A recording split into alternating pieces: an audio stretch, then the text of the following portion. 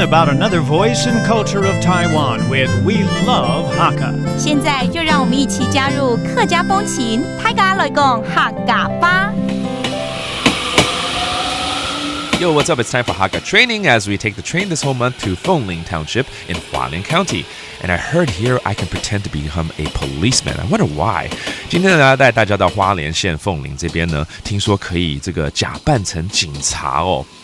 那 Leo 可能要当小偷，我当警察应该会蛮好玩的哦。我们来一探究竟吧。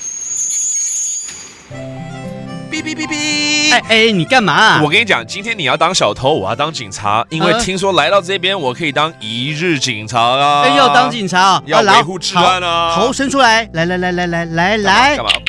你看，这样就是警察啦！你把我骗到一个人形立牌前面照个相，这样不好玩。好啦，我带你进去客家庄移民村的警察厅，我们在里头借衣服，你就可以好好过干瘾啦。哎呀，这太好了！这就像在美国啊，我会去那种西部牛仔的村啊，然后也是让我们换上牛仔装，然后会幻想自己好像是可以这个骑马这样子。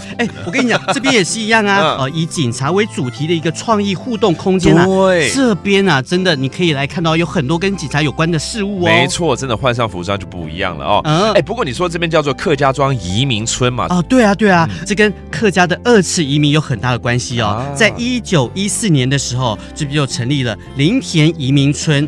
那个时候就是因为这边大量种植烟草嘛，所以需要很多的人力。这里有90%以上的民众啊，是从西部的新竹、苗栗这些地方就迁徙过来的，所以这边的人呢，大部分就讲4县还有海陆的客家话哦。OK， 所以还蛮多元的哈。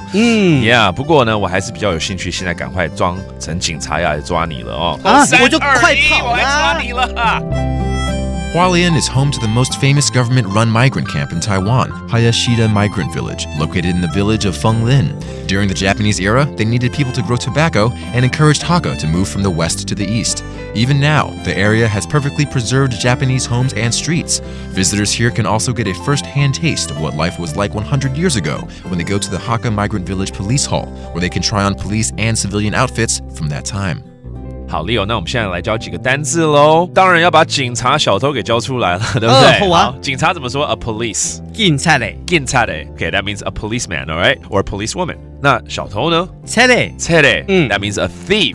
All right， 大家记得坏事不可做啦，对不对？这样警察就不会来抓你了，好不好 ？That is today's Hakka training. 什么 Hakka？ 俺只say 张来了。客家风情由客家委员会监制。We Love Hakka has been brought to you by the Hakka Affairs Council.